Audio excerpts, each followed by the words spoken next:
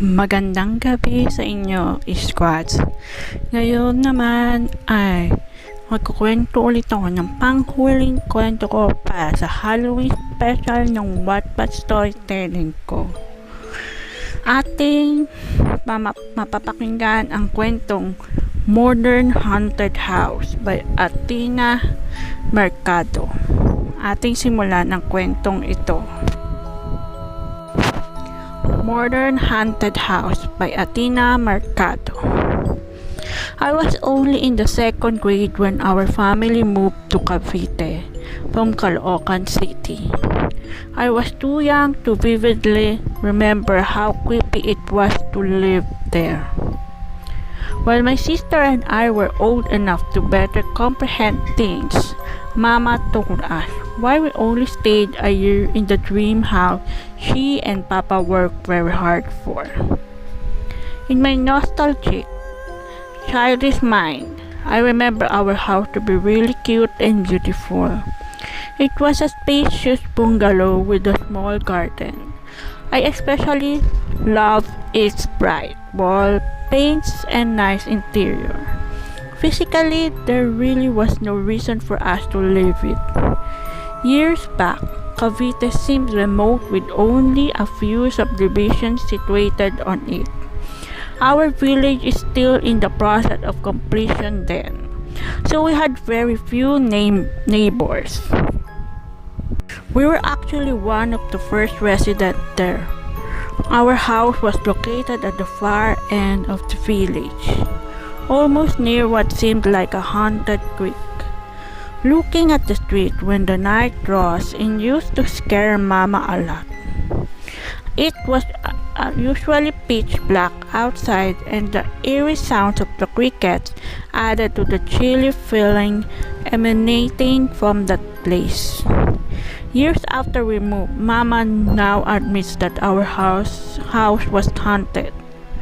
When she first told me this, I was shocked, but then I realized that it was the only rational reason for all the creepy stuff happened while we were there. She recounts, sometimes when Rachel and I were left in the house because your papa was out working and you were in school, I would hear small footsteps on our roof. The footsteps sounded really small that I was crazy enough to think they belonged to a dwarf. The first time it happened, Mama went outside to check who or what was there above. Since our house was a bungalow, she could somehow see our roof from across the street. She saw nothing. Thinking it was just her imagination, she went back in to check on my younger sister. Only a few minutes passed before the sound resurfaced again. She went outside and saw nothing. When she came back in, the sound was no longer there. That kept on happening. Usually around 2 in the afternoon, Mama sort of got used to it and started not to feel any hints of fear because she thought maybe those were just kids playing around. Then there were mornings when I was about to water the plants, only to be stopped by unexplainable drops of green fluid on our Bermuda grass. The green fluid was really puzzling. We all thought, what is this? Where does this come from? I remember it was gel-like, yet it looked like blood. Mama said she also saw that same green substance on the walls of our dirty kitchen. We were all clueless about what it was. Sometimes I would stay up late to wait for your papa. Both of you were sleeping already. I felt like my head was getting bigger. I was feeling dizzy and my vision was becoming blurry. The next thing I knew, I had fallen asleep. Mama felt like someone was staring at her, watching her every move, and even extorting all her energy. She thought she was just being paranoid, but every time it happened, she was sure something was totally wrong. The experience didn't stop there. From the master bedroom, where all four of us were sleeping, our dirty kitchen could be seen from a window. There were times when Mama and sometimes Papa would be awakened by a strange cold air. We didn't have an air conditioner, so it was really weird. To make things more terrifying, Mama once saw a shadow of a woman standing in our dirty kitchen. Upon seeing it, she tried desperately not to scream after she would awaken us. Despite all the horror Mama was experienced there, she was convinced not to leave our house, since it was like a dream come true for her. We bought it for a very cheap price, and it turned out to be a lovely haven after all the work done there. After months of unexplainable encounters, we still stayed. Then, your sister was always ill. The doctors didn't have any findings as to why she was always sick. I had to resort to an albularyo and the old age tawas. The candle drop formed an image of a half human, half horse, at tikbalang. The albularyo said, natutuwa ang tikbalang sa kanya. When my sister was better again, Papa and Mama had fights often. I remember Papa having that devilish look when she hit Mama. He was possessed. That was it.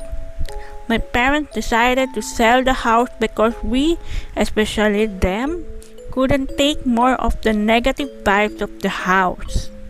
When Papa was cleaning up the house for a prospective buyer, he saw a bottle of oil on the roof.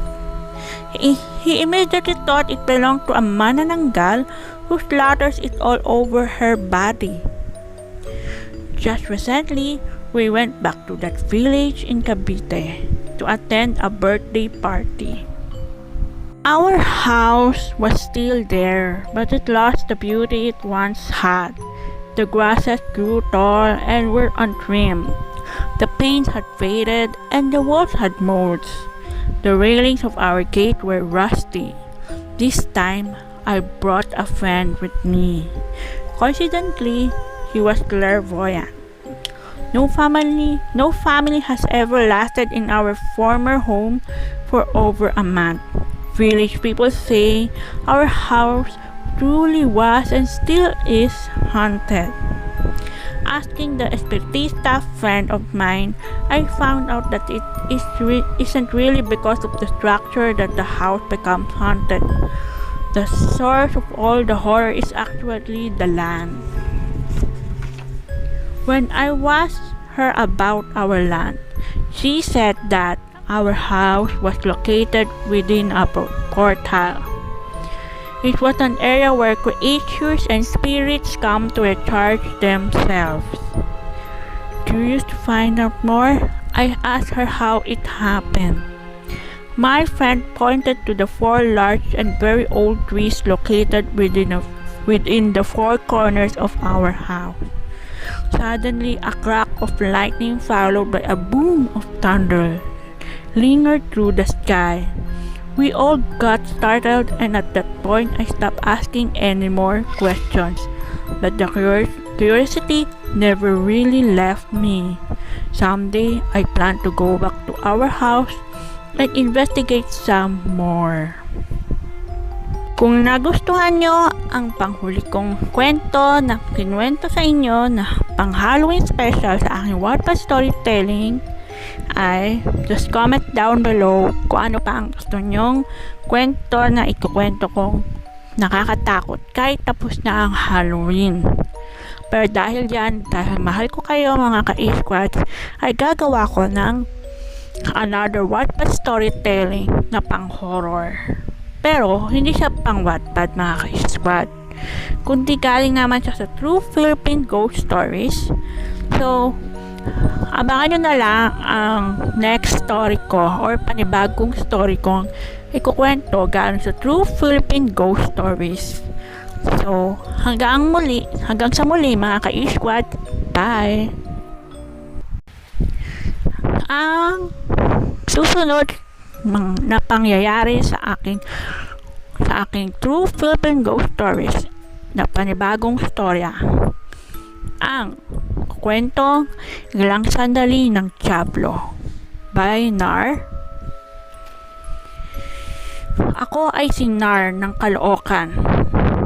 Natuklasang may cancer ang aking pinsan na si Neil noong 1985 at tinanggihan na ng mga doktor ang kanyang ipapanatili sa mundo. Nalaman ko ito sa kanyang ina na si Tita Vina. Nar, may cancer si Neil. Umiiyak na sabi ng aking tita sa telepono. Malungkot na balita, ngunit wala na kaming magagawa kundi ipagdasal siya at umasang mapahaba pa ng mga doktor ang kanyang buhay. Ang hirap. Hindi ko malaman ang gagawin pag sinusumpong siya. Kinuwento ni Tita Vina sa akin. Habang isinasagawa ito ay tulala pa rin nakatingin ang aking tita, hindi makapaniwala sa nakita. Totoo ba yun? O namalikmata lang ako? Tanong niya sa sarili. Anong ibig sabihin nun? May kasalanan ba akong nagawa? Saan kami posibleng nagkamali sa pinsan mo? Walang patid na mga tanong ni Tita Vina habang ikinakwento sa akin ang kanyang naging karanasan. Ang pangatlong panibagong kwento ay School Splatter by Alex M. Ong. Miss Musni has been teaching for more than 35 years. Suffice to say, she has touched the lives of countless children whose names she may or may not remember in time. It was a cloudy day and Miss Musni was alone in her classroom. A couple of hours later, a steady blow of chilling wind was moving the curtains in the room. Where are my students? She wondered. The chilling wind sent goosebumps throughout her body. When she returned to the room, she was baffled by what her students were doing. They were crowded in a corner, looking at what seemed to be splatters of blood. Sino? Huwag po kayong matatakot, okay? Oo, sige. Estudyante niyo po dati. Actually, sobrang matagal na. Ha? Ma'am, multo po siya. Totoo po, hindi po ako nanloloko. Ang kaso po kasi parang natutuwa po siya at nanggugulo lang. Biro lang, kumbaga. Isa ko.